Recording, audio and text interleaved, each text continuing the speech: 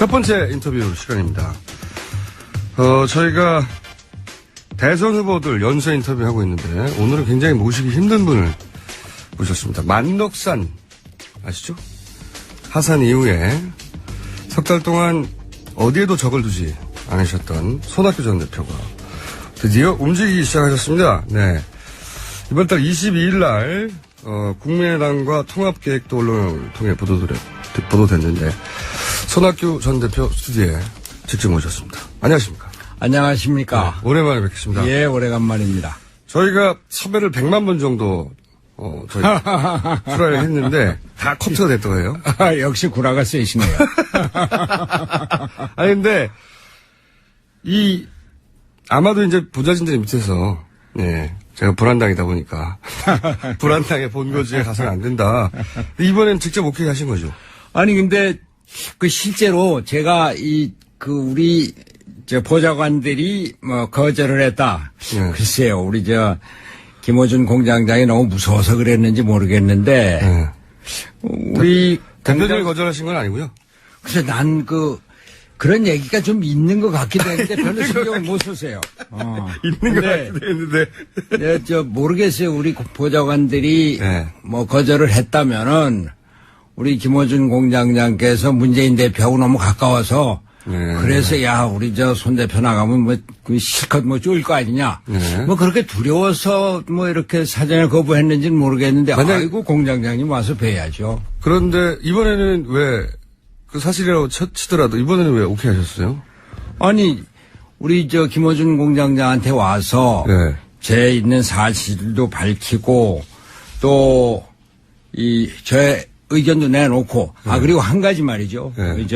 이 방송 초도부터 좀 하긴 한데 우리 김어준 선생이 제가 박근혜 사과가 진정성이 있다고 한 유일한 사람이다며 유일한 사람은 아니고 아니 그렇게 얘기하셨다고.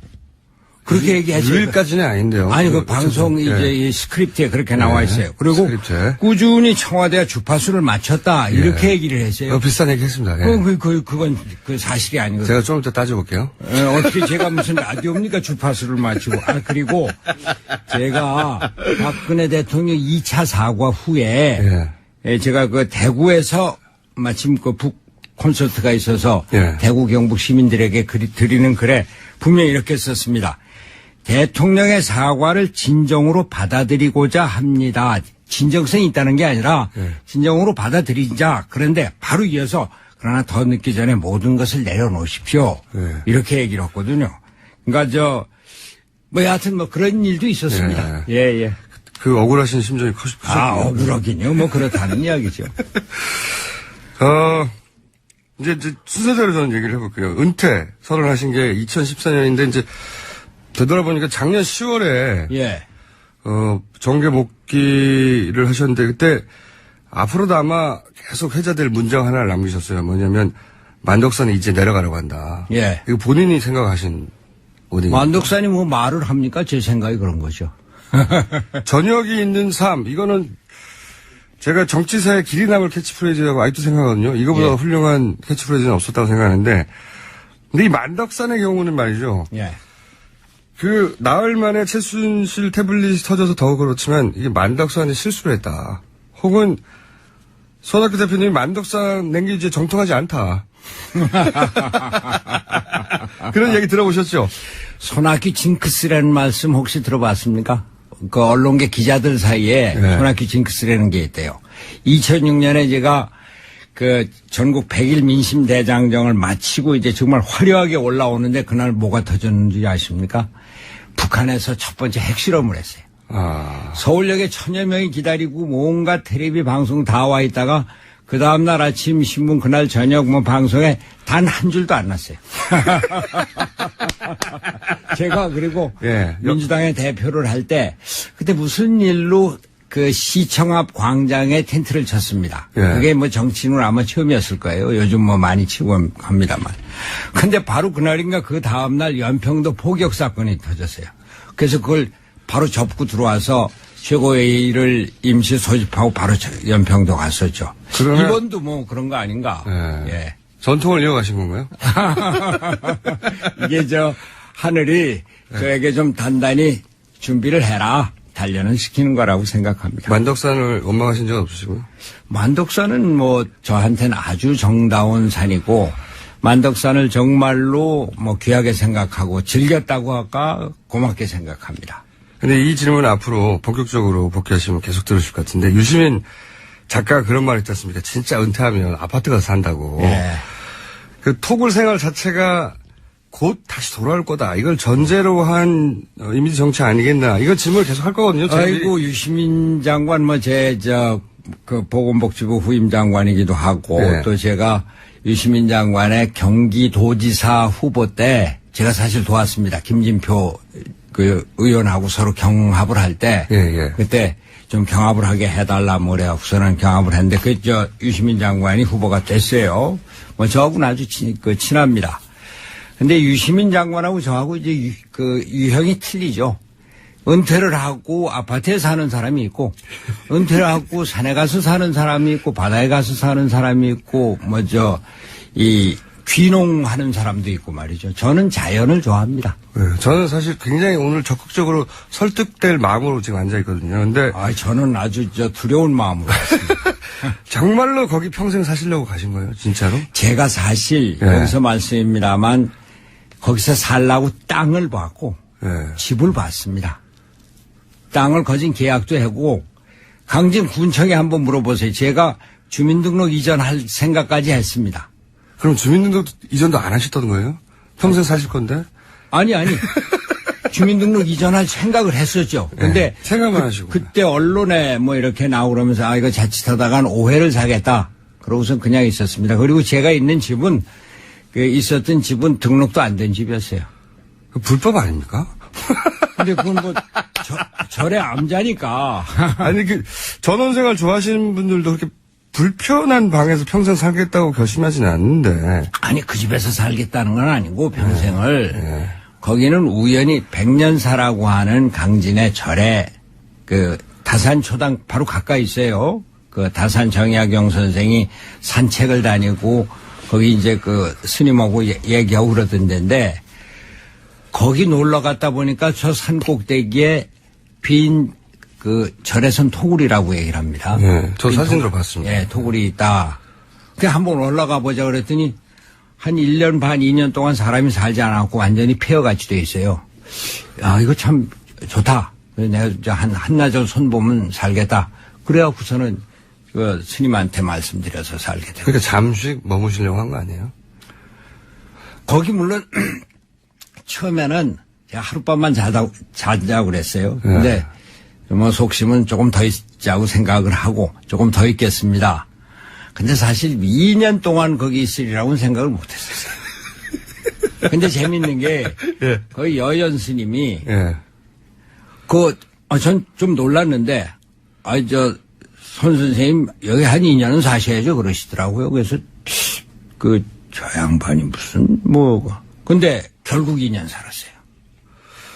알겠습니다. 제가 이제 거기서 정말로 은퇴를 거기서 하실 생각이었다는 말씀을 잘 안 믿기지만 믿는 걸로 하고 일단.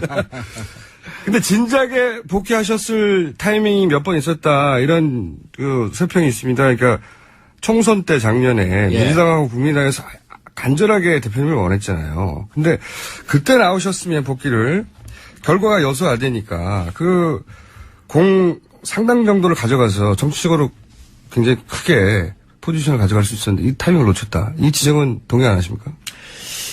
저는 그때는 정치 복귀를 생각하지 않았고 그리고 내가 어쨌든 정치에 은퇴해 있는 사람이 총선에 나서서 총선 지원하는 것은 내게 맞지 않다. 그런데 이런 생각을 하실 했습니다. 것만 같은 뉴스도 나왔었는데. 그렇죠. 그런데 저는 제가 해야 할 일, 해서는 안 될 일 이런 걸 항상 좀 생각을 하면서 사는 편입니다. 근데 이건 아니다 이런 생각을 했어요. 최종적으로는? 예. 아니, 처음부터. 그러면 총선은 도와달라는 사람들의 착각이었던가요? 자기 애절함이었던가요? 그냥? 착각, 애절함, 이런 표현보다는, 그분들은, 총선에 나서는 분들은 아주 절실하죠. 그리고 제가 뭐 전 그렇게 생각했어요. 내가 은퇴해 있는 사람이 무슨 뭐 도움이 되나 그런데 여하튼 뭐 절실하게 요청을 했는데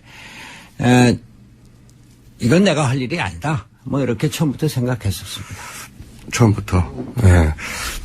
그리고 나서도 또 제가 이제 계속 타이밍 얘기를 아까도 손학규 징크스 말씀하셨지만 이게 타이밍을 계속 놓치신다는 생각을 몇 번 했는데 그 중에 하나가 이제 아주 최근 예를 들자면 아까 설명하신 이제 담화 이후에 대통령의 사과를 진정을 받아들인다. 언론에서는 이제 대통령의 진정성을 인정한다. 이런 식으로 이제 제목 장사를 했는데. 그리고 이제, 말씀하신 대로 그 뒤에 뭐 비판도 있습니다. 비판도 있는데, 왜냐면 이게 사람들한테는 당시는 보수 매체에서도 이 담화에 대해서 공격적이었거든요. 비판적이고. 그러니까 국민 여론들하고 너무 동떨어져 있다고. 저는 그런데 이제 이런 논평이 나오니까 또 한 번 민심을 앞에서 끌거나 혹은 사로잡을 찬스를 놓쳤다. 제가 생각을 한번 했고 또 한 번 또 있어요. 3차 담화 때 임기 단축 포함해서 전부 다 국회에 넘기겠다 대통령이 그런 담화를 했죠.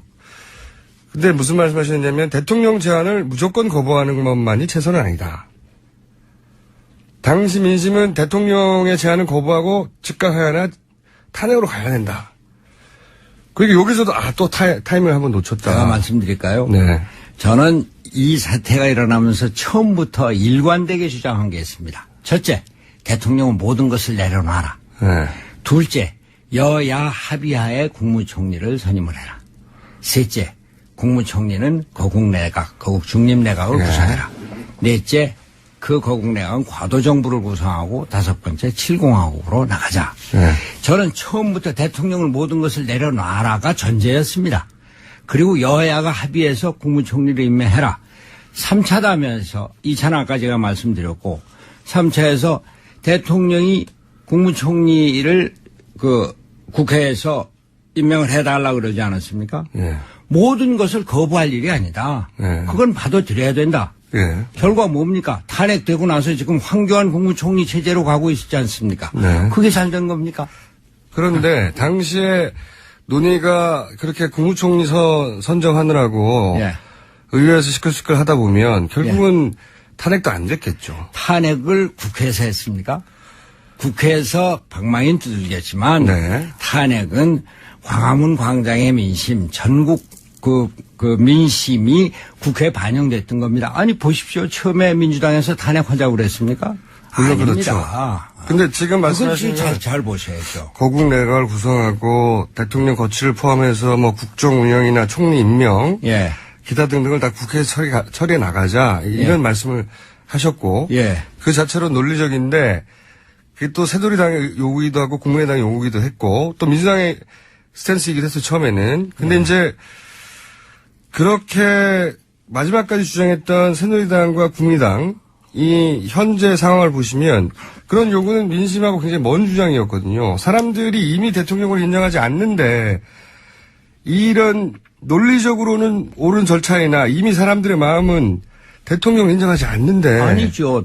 탄핵이 12월 2일 날 심의한다. 또 12월 9일 날 한다. 이렇게 됐지 않았습니까? 그러면 빨리 여야가 합의해서 국무총리를 만들면은 그럼 대통령이 임명 안 할 수가 없게 돼 있죠. 그런데 그게 제가 민주당에 대한 비판을 하는 것이 완전히 그때 민주당 주도의 정국이 됐습니다. 근데 민주당에서는 총리 선임을 여야 합의는커녕 아예 논의도 없었습니다. 그게 잘못됐다. 그건 청와대의 전략이라고 생각했으니까. 아니죠. 그건 민주당의 전략이었습니다. 그러니까 거기에 말려 들어가지 않겠다는 게 민주당의 전략이었던 거죠. 아니죠. 그거는 이미 박근혜는 지난 10월 20일 이후에 완전히 식물 대통령이 됐고 3차 담화 때는 이미 대통령도 아니었습니다. 너무 세게. 그렇지 않습니까? 그렇잖아요. 그때 누구나 다 이미 박근혜는 탄핵됐다. 제가 벌써 언제부터 그런 얘기를 했는데요. 알겠습니다. 근데 결과로 따지면 민주당의 전략이 정치적으로는 승리를 했어요. 저는 잘못됐다고 봅니다. 그래도 잘못했다? 지금 황교안 권한대행이라는 게 말이 됩니까? 지금 대통령이 대통령답지 않아갖고 뭐 권한대행이 물론 대통령은 아닙니다만 AI가 3천만 마리 이상 살육 처분 당했다는 게 말이 됩니까? 혹시 그 황교안 총리가 권한대행 되는 거에 대해서 큰 불만이 있으신 게 만약에 그때 거국내각 됐으면 대표님이 총리가 될 수 있었는데 그런 거 아니에요? 제가 소위 뭐 박근혜가 힘이 있다고 했을 때 박근혜가 저를 임명합니까? 지금 뭐 민주당의 그 문재인 씨가 저를 아니죠. 그때 되돌아보면 거국내각 총리로 손학규 대표님 끊임없이 거론됐습니다. 그건 거론됐을 것, 언론에서 거론됐을 것 뿐이지. 네. 저는 생각을 해보세요. 저도 꿈이 있는 사람인데, 뭐 잠시 그런 허수아비 같은 총리를 내가 못 들어가겠어요. 근데 이제 긍정적으로 검토한다고 말씀하셨던데 그때. 아니죠. 언론에는. 내가 얘기한 것은 네. 아까 얘기한 5가지 조건, 그런 조건이 만들어져서 이것이 과도정부 7공화국을 만들어가는 그런 국무총리가 될 때 그걸 누가 거부하겠느냐라고 반헌법적으로 얘기를 한 겁니다. 그걸 누가 거부하겠냐는 건 하겠다는 거 아닙니까? 아니죠.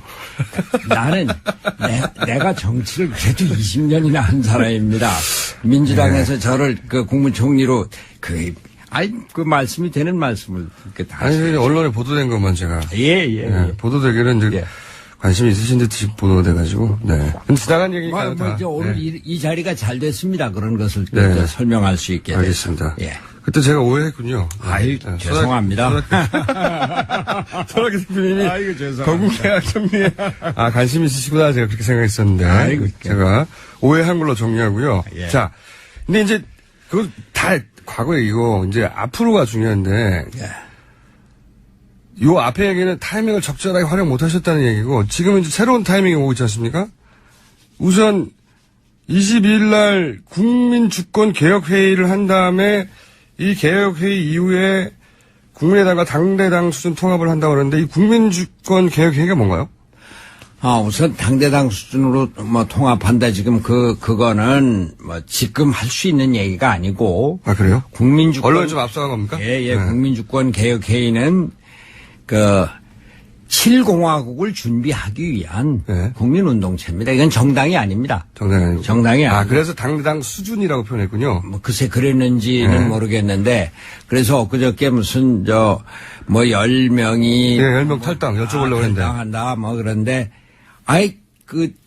이제 탈당을 해서 들어오려면 왜 10명입니까? 50명, 100명이래야죠. 그런데 저희가 국민주권 개혁회의는 정당도 아니고 지금 민주당, 국민의당 현직 국회의원들이 현직으로 같이 참여하고 이것을 통해서 앞으로 7공화국을 위한 개헌을 하고 또 그리고 무엇보다도 중요한 것은 지금 우리 정치가 기득권 세력, 득권 세력, 패권 세력이 주류를 이루고 있습니다. 여기서 벗어나서 우리나라의 개혁을 추구해 나가서 7공화국을 만들어가는 개혁 세력의 새로운 주체를 만들자 그런 뜻입니다. 그러면 10명 탈당 안 합니까?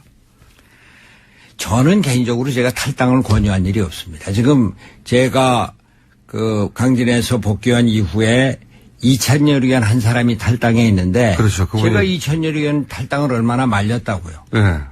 그렇다는 보도는 저도 봤는데요.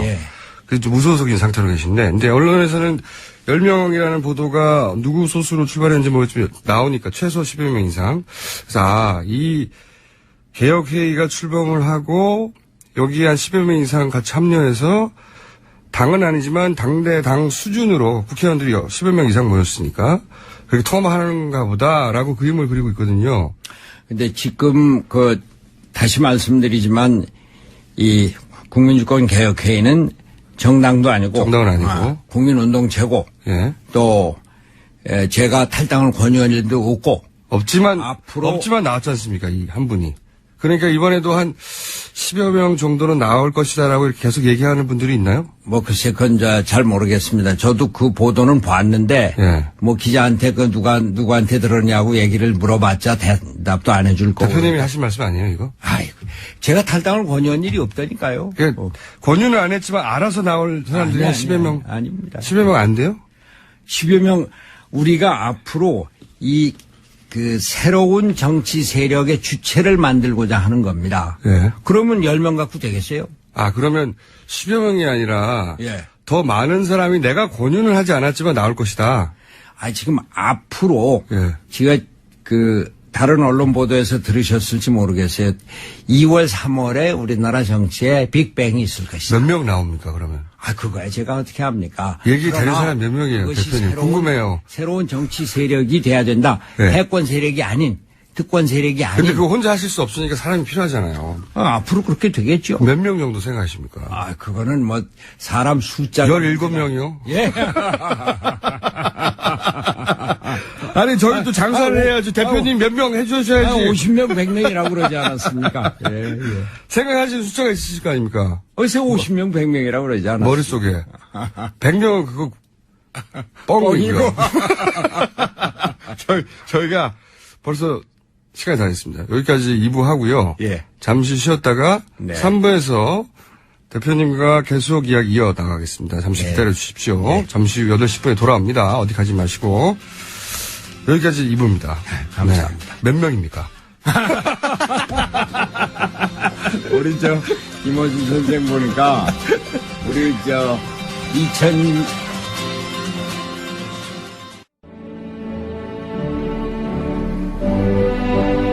여러분 안녕하십니까. MB만 인사를 했습니다.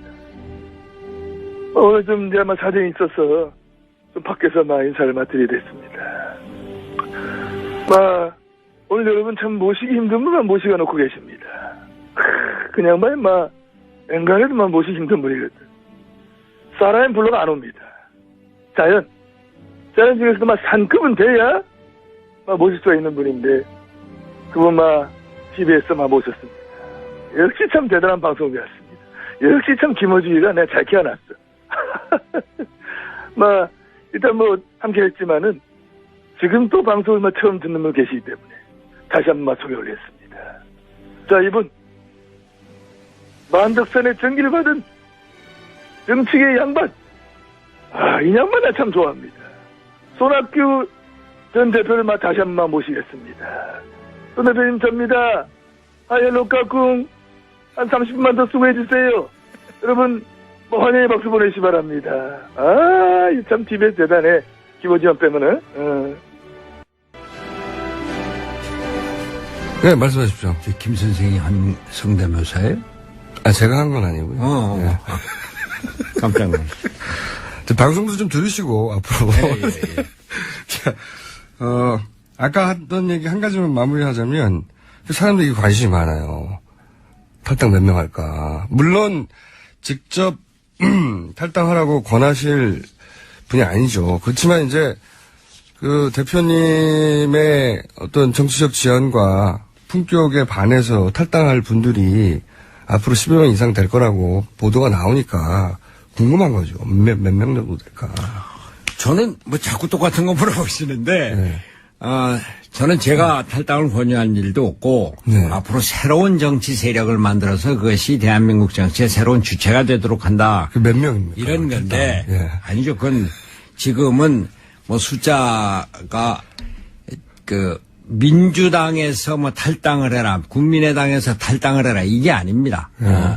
그런 국민운동체를 만들어서 새로운 주체를 만들 때 그때 빅뱅이 일어날 것이고 그때는 많은 사람들이 같이 참여할 것이다. 몇 명이다. 그건 제가 잘 모르겠습니다. 그러면은 10명 이상, 10명 이하.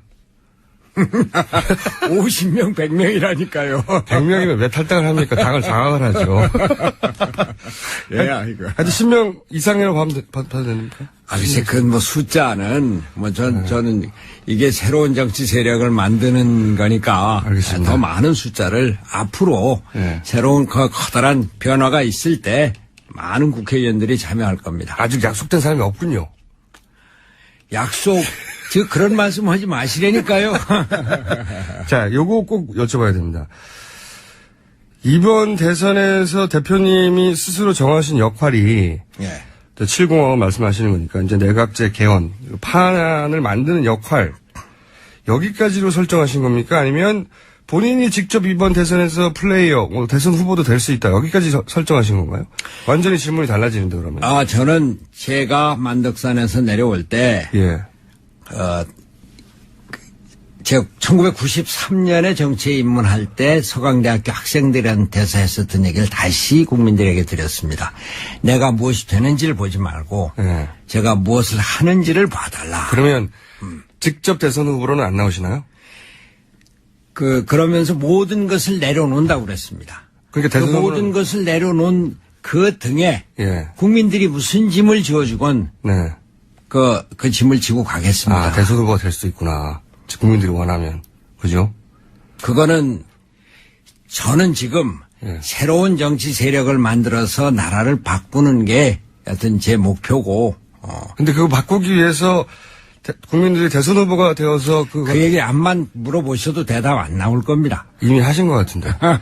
국민들이 원하면 그럴 수도 있다. 근데 제가 또 이런 질문을 드릴 수밖에 없는 게 국민의당과 이제 뜻을 같이 할 계획이신데 근데 거기에는 이제 안철수 전 대표라고 하는 유력 주자가 있었고 그렇지만 최근 여론조사에 물론 여론조사 기간마다 조금씩 다르긴 한데 안철수 대표가 호남에서의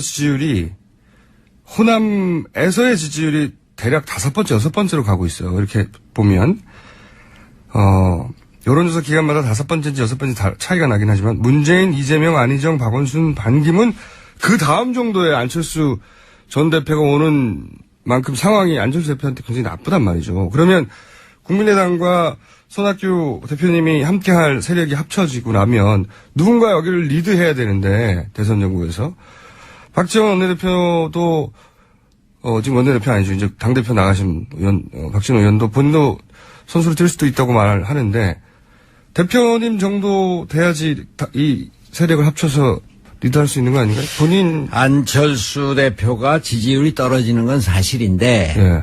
근데 안철수 현상은 아직도 유효하다고 봅니다.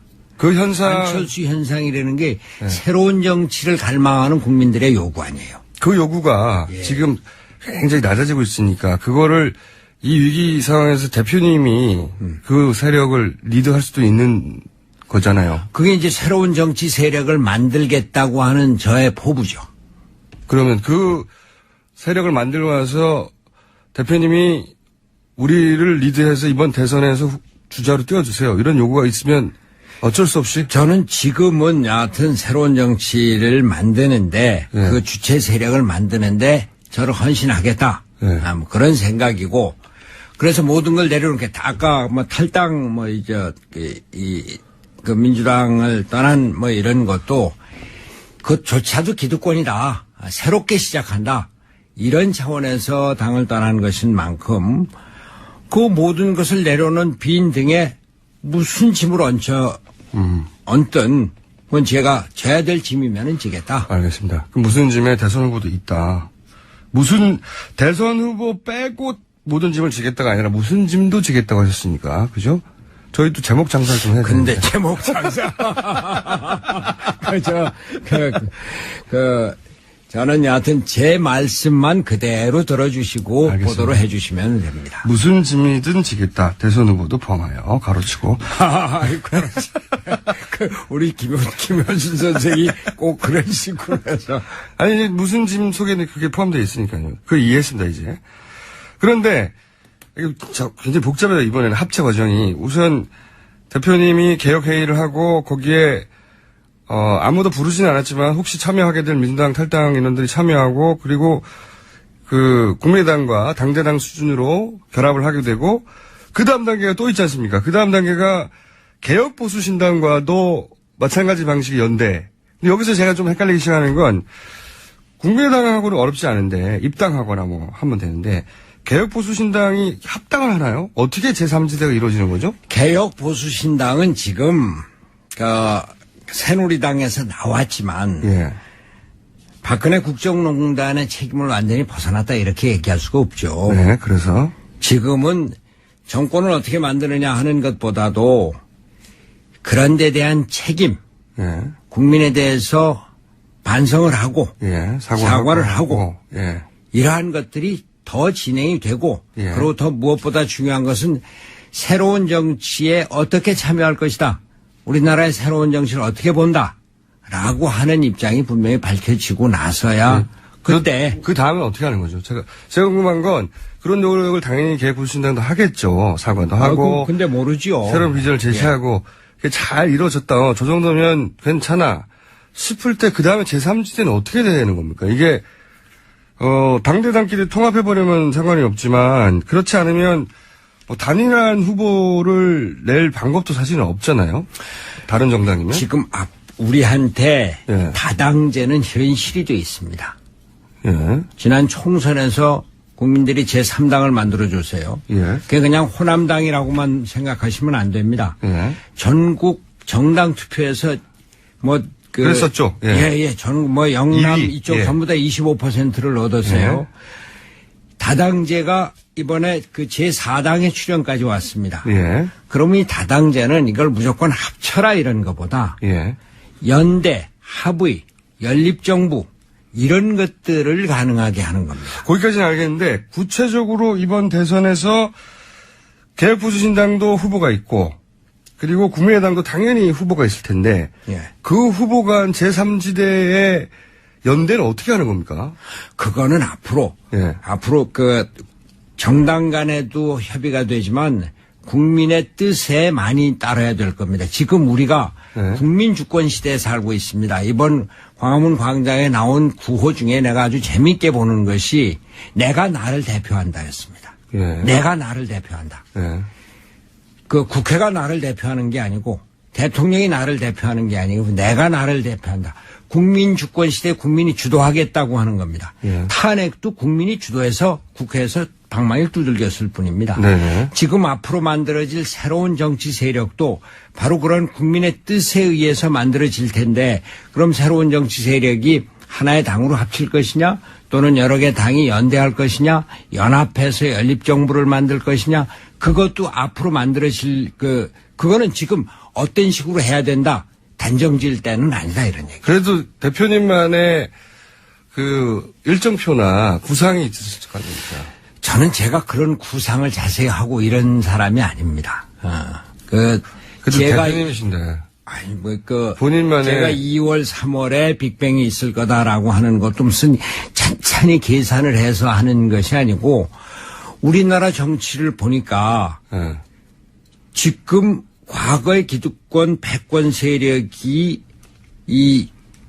우리나라 정치를 주도할 시대는 지나갔다. 다당제 연합 정치가 우리나라 정치의 미래다. 그런 다당제 연합 정치의 형태가 2월 3월에 어느 정도 그림이 그려질 것이다. 예. 그리고 그것은 지금 헌재에 의한 그 대통령 탄핵 소추안이 결의되는 이런 것하고 연결이 될 것이다. 이런 정도의 그림이지. 자, 이것을 어떻게 누가 누구하고 합치고 누가 누구하고 합치고 그건 뭐 그런 것을 계산하는 사람은 있겠지만 저는 그런 데는 제가 능하지 못합니다. 그 전망으로 궁금한 것은 이런 거죠. 이제 말씀하신 취지와 뜻은 잘 알겠는데 구체적으로는 그러면 국민의당 후보와 개혁보수신당의 후보가 있을 텐데 둘 중에 한 사람이 접는 것인가 아니면 러닝메이트가 되어서 내가 대통령을 하고 당신은 개헌을 한 다음에 총리를 하시오. 이원내가. 그래서 둘이 한 팀을 만드는 것인가. 그것도 가능하죠. 그게 이미 지금 우리가 개헌 논의가 항상 왕성한데 개헌 논의가 전혀 없었던 DJP 연합.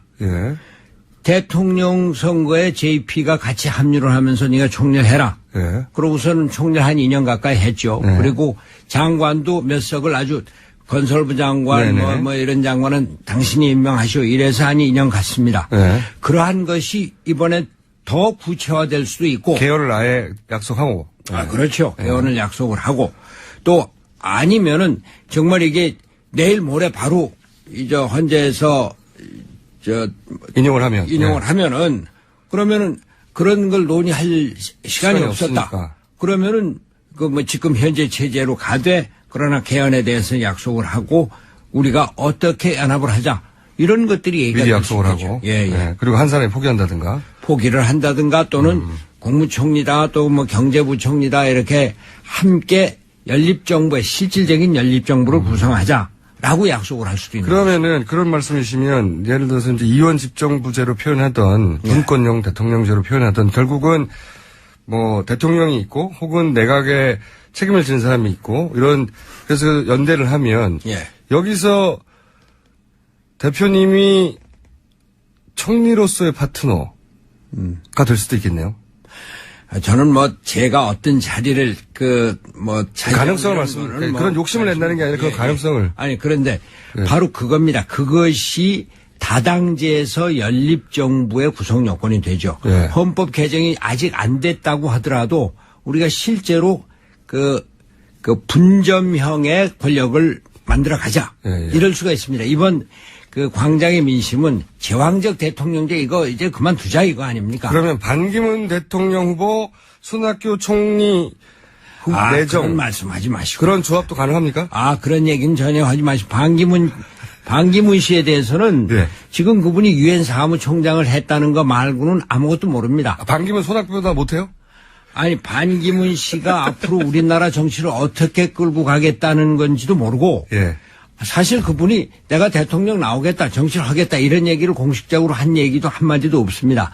그분이 돌아와서 우리나라 정치는 어떻게 돼야 되겠다. 나는 무엇을 하겠다. 이것을 보고 나서야 판단이 될 일이죠. 그때 저 사람이 새로운 정치를 만들어 가는데 그런 역할을 할 수 있겠다. 그러면 그때 가서 검토할 일이지. 지금 미리 반기문이가 1월 12일 날 들어온다는데 뭘 대통령. 그건 너무 빠른 말씀입니다. 그러면 지금까지 보신 바로는 반기문 사무총장의 대통령 자격이 손학규보다 낫습니까? 다시 말씀드리는데 우리 김호준 선생 같은 말씀을 자꾸 질문을 하시네요. 본인이 생각하시기에 반기문 사무총장은 나보다 못해 아니면 나보다 낫다 이건 판단할 수 있잖아요. 반기문 총장이 귀국을 해서 이 나라를 어떻게 이끌고 나가고 그것을 위해서 우리나라 정치가 어떤 틀을 갖춰야 된다라고 하는 입장을 밝히고 그리고 난 뒤에 판단할 일이죠. 지금으로서는 판단 보류. 아니 지금 아무것도 없지 않습니까? 그래도 반기문이라는 유엔 사무총장 지낸 사람인 거지 더 다른 게 없잖아요. 그러니까 손학규보다 못하군요. 그 반기문 총장이 아주 소중한 분이죠. 유엔 사무총장 소중하지만 나보다는 못해. 글쎄 그런 말씀 자꾸 강요하지 마시고. 아니 본인보다 못하면 아니 본인보다 못하다 잘한다 이런 얘기를 하지 않았는데 본인보다 못하면 이런 이렇게 속으로 생각하실 거 아니면 저 사람이 나보다 낫다 아니다. 속으로 생각한 걸 왜 겉으로 다 표현해야 됩니까? 정치가는 그거 표현해 주세요. 저희가 판단을 하죠. 자 다음 질문 하시죠. 네, 못하다고 생각하시는군요.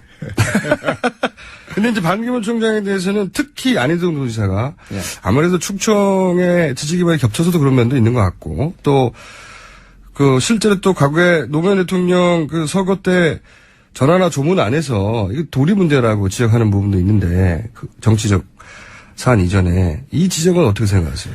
저는 도리를 못 지켰다.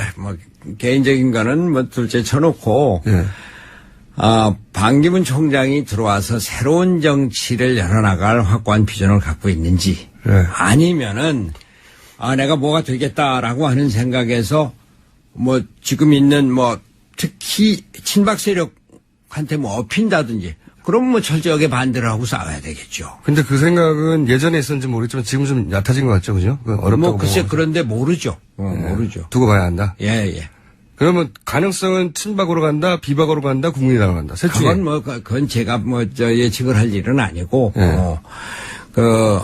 반기문 총장에 대해서는 우리 국민들이 유엔 사무총장을 했었던 우리의 소중한 자산이다. 근데 저 사람이 들어와서 새로운 정치로 갈 것이냐, 구태 정치로 갈 것이냐, 새로운 정치로 가면은 같이 검토를 해볼 수 있는. 친박으로 가면 연대가 안 되고. 친박으로 하면 연대가 안 되는 게 아니라 싸워야 되겠죠. 근데 비박이나 국민의당으로 오면 연대할 수도 있고. 비박도 아까 말씀드렸지만 비박이 지금 새로운 정치에 어떤 자세를 갖추는지 반성을 하고 사과를. 잘 갖춘다고 치고요. 그렇게 치고 그렇게 얘기할 건 아니고요. 그러니까 앞으로 그 1월이 지나서 2월, 3월에 어떤 정치가 진행이 될지는 2월, 3월 두 달밖에 안 남았습니다만 우리나라 정치에서는 아주 긴 세월입니다. 지금부터 이 두 달 전에 박근혜가 이렇게 될지 누가 알았습니까? 그렇죠. 예. 예. 그렇지만 그러고 정치가들은 자기 플랜이 있어야 되잖아요. 그러니까 아니 자기 플랜이 소용이 없는 게 예. 제가 만덕산에서 내려올 때 이런 사태가 있는 걸 알았습니까? 그런데 저는 정말 위대한 국민이라고 생각을 하는 게 이 87년 6공화국 체제 이건 끝났다. 7공화국을 열어나가야 되겠다. 그러면서 개헌을 얘기를 했었던 거예요. 그런데 국민들이 나라를 뒤집어 엎었어요. 이게 시민혁명 아닙니까? 개헌을 하라고 뒤집은 건 아닌 것 같은데. 아니 시민혁명을 한 거는 예. 체제를 바꾸자는 것이고 헌법이라고 하는 건 체제의 골간입니다. 이제 그렇게 해석하고 싶은 분들이 많은 것 같은데. 아니죠. 그게 국민들의 생각이죠. 알겠습니다. 개헌에 대해서는 한번 얘기를 시작하면 몇 시간 하실 것 같으니까 안희정 도지사가 이거 저희 방송에서 한 말이라 제가 여쭤볼 수밖에 없어요. 동지가 어떻게 매년 바뀌냐고 탈당하시는 거에 대해서 입당하고. 동지가 어떻게 매년 바뀌어요? 그러니까 물론 매년 바뀌지는 않지만 쉽게 바뀌냐 이런 뜻이겠죠. 네. 글쎄요. 저는 젊은 정치인이 요즘 튀는 세상 아닙니까? 제목 나왔어요. 안희정 젊어서 튀어보려고. 그겁니까? 네. 근데 저는 싸움은 참 좋아요, 구경하는 게. 그 정도 멘트로 끝내실 거죠? 그 정도로 하죠. 근데 우리 정치에서 좀 안 지사에 대한 기대가 있으니까. 그러니까 기대에 부응하느라고 약간 오버했다? 그랬으면 좋겠다, 이런 말씀. 네. 반기문은 나보다 못하고. 저거, 이거 꼭 여쭤봐야 될 것 같아요. 이건 국민의당에서 한 얘기긴 한데, 국민의당의 이제, 당대당 수준의 통합을 말씀하시고, 사실상 국민의당에 가는 걸로 거의 기정사실하고 있는 분이니까요. 근데, 어젠가요? 그 원내대표 주승영 의원이 정권 교체를 못할지라도, 문재인과는 연대는 안 된다. 이렇게 얘기를 했어요. 이 생각에는 동의하십니까? 저는, 아까, 안희정 지사 얘기가 나왔습니다만, 우리 광장의 민심은, 박근혜 내려오는 거지만, 그 근저에는 이게 나라냐 하는 겁니다. 네, 그렇죠. 이게 나라냐. 이 나라의 틀을 바꾸자. 근데 나라의 틀을 바꾸자는 게 뭡니까? 제왕적 대통령제의 패권 정치를 바꾸자고 하는 겁니다. 네, 그렇게 해석하셨고, 그리고. 그러니까 문재인 대표에 대한 주승용 대표가 그런 얘기 했던 건 제가 김 선생한테 지금 처음 듣습니다만. 언론 인터뷰를 어제 하셨어요. 만약에 뜻이라고 하면은 그런 거 아니겠느냐. 근데 패권 정치를 받아들일 수 없다. 네, 패권 정치 아니냐는 지금 문재인 대표 쪽에서 답을 해야 되는 상황인데 제 말은 뭐냐면 이명박 박근혜 보수 정권 10년이 됐습니까 지금 그리고 결국은 그렇게 10년간 집권하고 나서 국민들이 정치적 심판을 하고 그리고 나서 이 10년에 실패했으니까 정권 교체를 해야 했다. 이게 야권 정치 세력으로서는 목표여야 하는데. 이게 겨우 문재인만은 안 된다. 이게 시대 정신이 되거나 지금 이 대선에 소명이 될 수는 없잖아요. 그러니까 정권 교체를 못해도 문재인과는 안 된다. 이거는 말이 안 되는 거 아닙니까? 야권의 정치 세력으로는. 근데 제가 다시 말씀드리지만 문재인만은 안 된다라고 하는 것이. 아무리 미워도? 패권 정치는 안 된다. 그러니까. 지금 그저께 민주당 내 개헌 보고서 보십시오. 개헌하는 척이라도 해라 이런 식의 표현 비슷한 것도 나오는데 그게 제한된 사람들만 돌려보고 말이죠. 그리고 민주연구원 내 원장이 사의 표명을 할 정도로 상당히 큰 파장을 일으켰는데 이게 뭡니까? 민주당 내 패권 정치에 대해가 그게 산물인 거죠. 그걸 인정을 그쪽에서는 안 하겠지만 인정한다 하더라도 민주당 내 패권주의가 지금 이 정권 전체의 패권이나 폐해보다도 더 심각해서 야권이지만 문재인 막느라고 정권 교체 실패해도 좋아. 이거는 말이 안 되잖아요. 근데 저는 말이죠. 예. 우리 사회에서 이미 박근혜가 물러나가고, 그건 그 절차가 남아 있습니다만, 정권 교체는 됐다고 봅니다. 어떻게 새누리당이. 누구로 다시- 됐나요? 예? 누구로 됐나요? 아니, 그거는 정권 교체된 다음에 어떤 세력이, 어떤 사람이 그 정권을 장악하느냐라고 하는 거지. 정권의 공백 상태라고 말할 수는 있을지언정 정권이 교체됐다고 말할 수는 없지 않습니까? 그러니까 사실상 정권 교체는 된 거다 이런 얘기입니다. 지금 그거는 제가 동의가 안 되는데요. 글쎄요, 그러시겠죠. 근데, 나는 정권 교체는 됐고, 그 정권 교체라는 개혁 세력이 어떻게 이 정권을 제대로 된 기득권과 특권과 패권 이런 세력이 아니고 개혁 세력이 정치를 장악하느냐 그런 새로운 정치 세력을 만들어 가는데 이제 핵심이 있다 이런 말씀이죠. 주승용 원내대표의 발언이 그것은 이 소위 민주당의 문재인 패권에 대한 견제 혹은 문제 지적이기 때문에 할 수 있는 이야기다 이렇게 그러니까 패권 세력에 대한 거부다 이런 얘기죠. 총평 예. 정도. 그럼에도 불구하고 그것은 너무 나간 거다 이건 아니란 말씀이죠? 저는 정권 교체는 이미 돼 있다라고 하는 생각에서 그건 제가 동의는 안 되는데 정권이 공백기다 이렇게 말할 수는 있지만 교체가 됐다고까지 말할 수 없다고 저는 생각하지만 그 말씀도 일리가 있습니다. 한 가지만 시간이 거의 다 돼가지고 이거 근데 대표님과 함께하는 분들도 같이 뜻을 이렇게 탈당할지 안 할지 모르겠지만 손학규 깃발 아래 이제 동지로 행동할 거 아닙니까? 당연히 손학규의 철학, 손학규의 가치를 동의하는 분들이 동지로 이렇게 쭉 모여서 갈 텐데 이거 손학규 패권주의 아닙니까? 작지만 손학규 이름으로 정치적 행동을 집단으로 하는 건데요. 손학규 패권주의를 누가 얘기를 합니까? 숫자가 적으니까 아니죠. 본질은 같은 거 아닙니까? 그게 틀리죠. 어떻게 다릅니까? 손학규를 누가 패권주의라고 얘기를 합니까? 그러니까 이런 거 아닙니까? 손학규와 뜻을 같이 하는 그런 국회의원도 있고 시민들도 있고 학자들도 있고 하죠. 그러나 손학규 패권주의가 아닌 것이 패권주의라는 건 모든 것을 딱 이 실권 실세들이 중심을 잡고서는 이런 지하의 모든 게 명령으로 움직여지고 또 알아서들 따라하고 이런 것들이죠. 이게 이제 문재인을 지지하는 세력이 자기 뜻을 관철시키려고 집단적으로 움직이는 것과 손학규를 지지하는 세력이 집단으로 자기 뜻을 표명하고 관철하고 탈당하고 하는 것과 본질적으로는 같은 것 같은데. 본질적으로 다르죠. 알겠습니다. 다르다고 하고요. 제가 여쭤볼 게 아직도 많은데 시간이 벌써 다 됐어요. 저희가 대표님이 합치고 나면 저한테 한 번 더 나와주시죠. 그러죠. 오늘 좋은 말씀 감사합니다. 제가. 몇 명 탈당합니까? 우리 김한준 선생 똑같은 답이 안 나오는 얘기를 자꾸 물으시네요. 탈당을 하긴 하죠.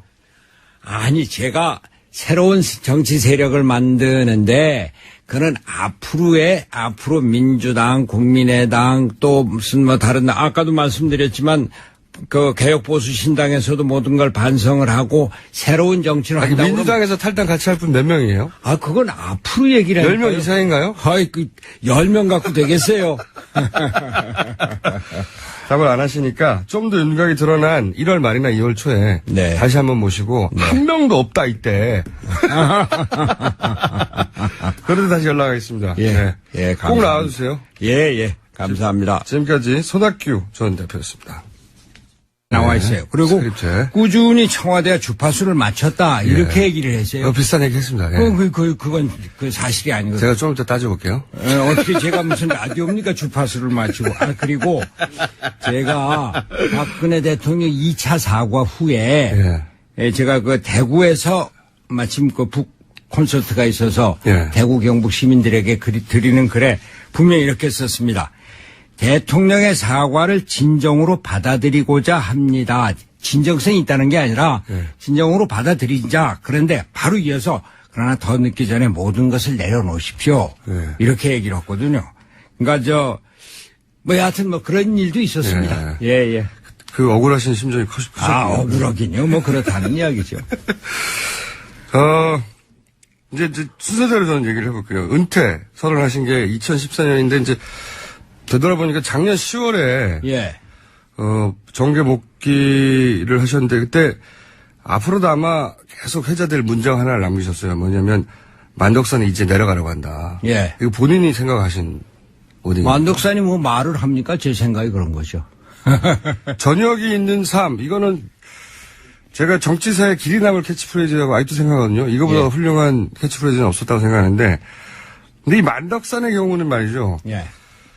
그 나흘 만에 최순실 태블릿이 터져서 더 그렇지만 이게 만덕산이 실수를 했다. 혹은 손학규 대표님이 만덕산 낸 게 이제 정통하지 않다. 그런 얘기 들어보셨죠? 손학규 징크스라는 말씀 혹시 들어봤습니까? 그 언론계 기자들 사이에 네. 손학규 징크스라는 게 있대요. 2006년에 제가 그 전국 100일 민심 대장정을 마치고 이제 정말 화려하게 올라오는데 그날 뭐가 터졌는지 아십니까? 북한에서 첫 번째 핵실험을 했어요. 서울역에 1000여 명이 기다리고 온갖 텔레비 방송 다 와 있다가 그 다음날 아침 신문 그날 저녁 뭐 방송에 단 한 줄도 안 났어요. 제가 그리고 예. 민주당의 대표를 할 때 그때 무슨 일로 그 시청 앞 광장에 텐트를 쳤습니다. 예. 그게 뭐 정치인으로 아마 처음이었을 거예요. 법 아닙니까? 근데 그건 뭐 절의 암자니까. 아니 그 전원생활 좋아하시는 분들도 그렇게 불편한 방에서 평생 살겠다고 결심하지는 않는데. 아니 그 집에서 살겠다는 건 아니고 평생을 거기는 우연히 백년사라고 하는 강진의 절에 그 다산초당 바로 가까이 있어요. 그 다산 정약용 선생이 산책을 다니고 거기 이제 그 스님하고 얘기하고 그러던 데인데 거기 놀러 갔다 보니까 저 산 꼭대기에 빈 그 절에선 토굴이라고 얘기를 합니다. 네, 저 사진으로 봤습니다. 예, 토굴이 있다. 그 한번 올라가 보자 그랬더니 한 1년 반, 2년 동안 사람이 살지 않았고 완전히 폐허같이 돼 있어요. 야, 이거 참 좋다. 내가 이제 한나절 손 보면 살겠다.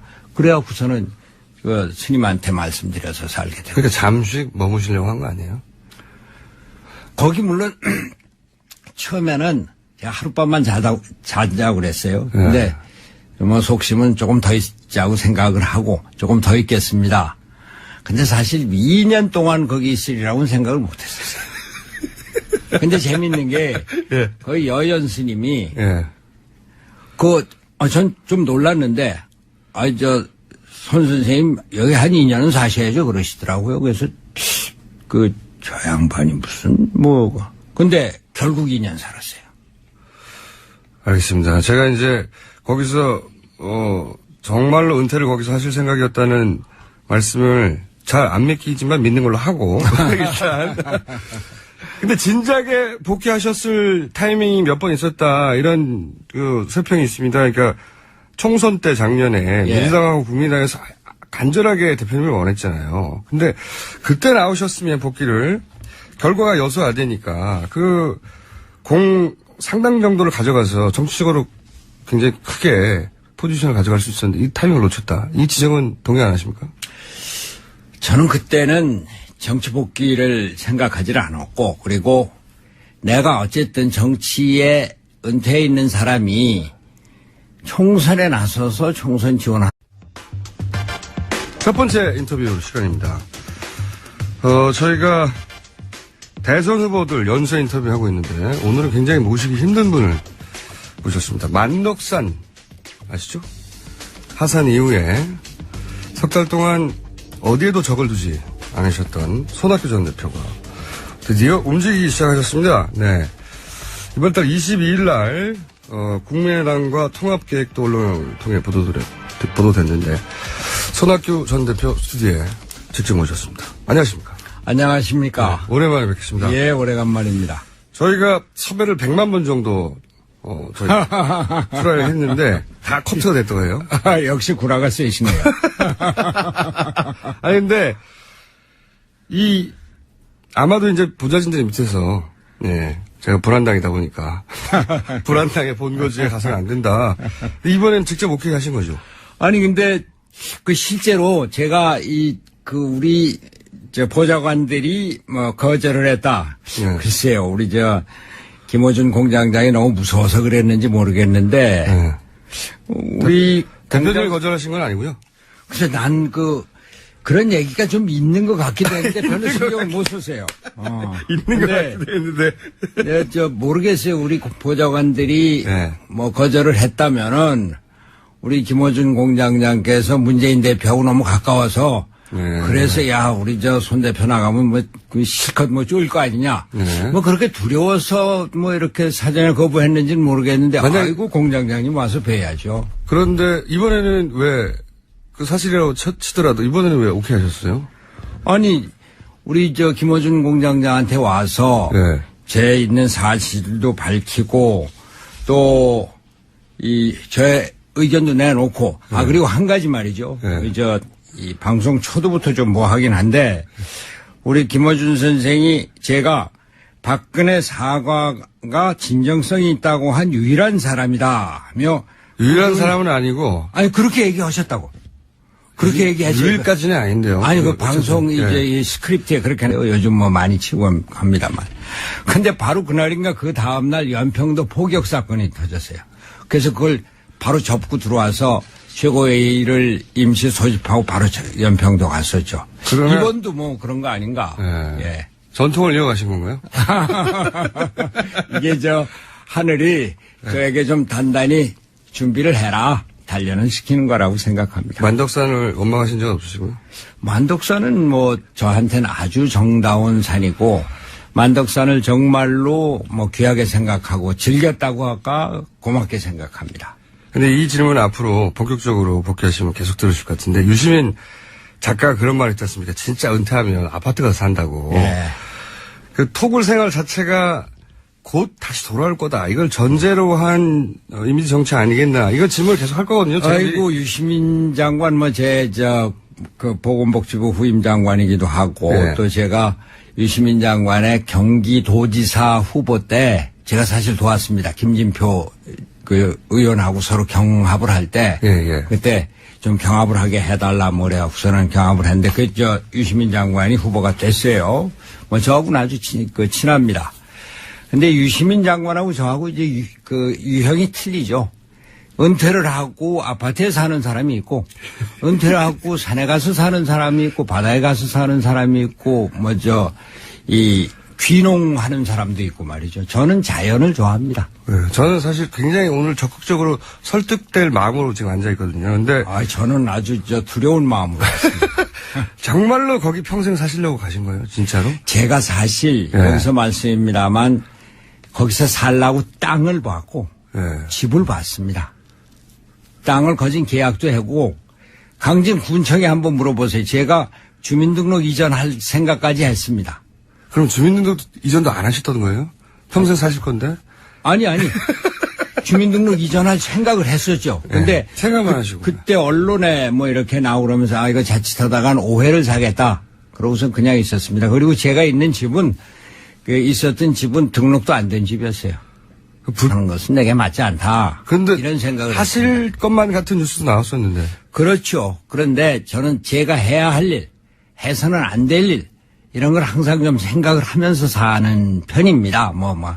근데 이건 아니다 이런 생각을 했어요. 최종적으로는? 예. 아니, 처음부터.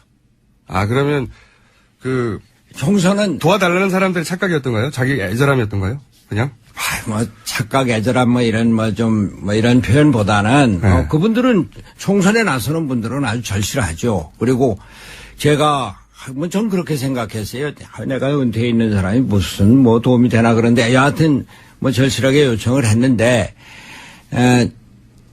이건 내가 할 일이 아니다. 이렇게 처음부터 생각했었습니다. 처음부터. 네.